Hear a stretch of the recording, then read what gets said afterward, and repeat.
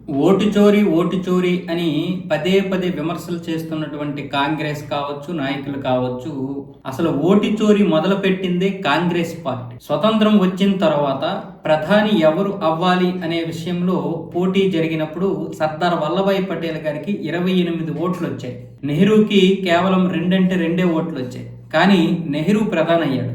ఇది మొట్టమొదటి ఓటు చోరీ. తర్వాత ప్రధాని ఇందిరాగాంధీ 1975 ప్రాంతంలో ఆవిడ ఎన్నికని కోర్టు నిరసిస్తూ ఆ ఎన్నిక చెల్లదని చెప్పింది. కానీ ఇందిరాగాంధీ మాత్రం ఆ ఎన్నికని చట్టపరం చేయడానికి తనకు తాను రక్షణ కల్పించుకుంది.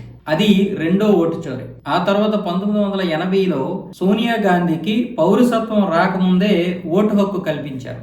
తర్వాత ప్రతిపక్షాలు నానా యాగి చేస్తే అప్పుడు ఆవిడ యొక్క ఓటును రద్దు చేసి 1983లో ఆవిడకి పౌరసత్వం వచ్చిన తర్వాత మళ్ళీ ఆవిడకి ఓటు హక్కు అయితే కల్పించడం జరిగింది. అంటే అది మూడో ఓటు చోరీ.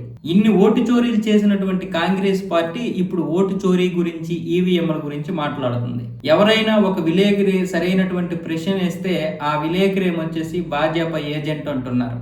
పోనీ ఏదైనా విపక్షం ఎక్కడైనా కోర్టులో ఓడిపోతే జడ్జిలకి బీజేపీకి చెందినటువంటి జడ్జిలు అంటున్నారు. ఎలక్షన్లో ఓడిపోతే ఈవీఎంలు అంటున్నారు. అది పని చేయకపోతే ఓటు చోరీ అంటున్నారు. మరి ఇంకా చిత్తశుద్ధి ఎక్కడుంది కాంగ్రెస్కి? వారిలో ఉన్నటువంటి నాయకత్వ లోపం వల్ల ఓడిపోతున్నామని వాళ్ళు గ్రహించలేకుండా వాళ్ళు తీసుకొచ్చినటువంటి విధానం ఈ యొక్క ఈవీఎంలని వాళ్ళే మళ్ళీ అవమానిస్తూ మాట్లాడుతున్నారంటూ అమిత్ షా అయితే కాంగ్రెస్కి ఇచ్చి పడేశారు గట్టిగా.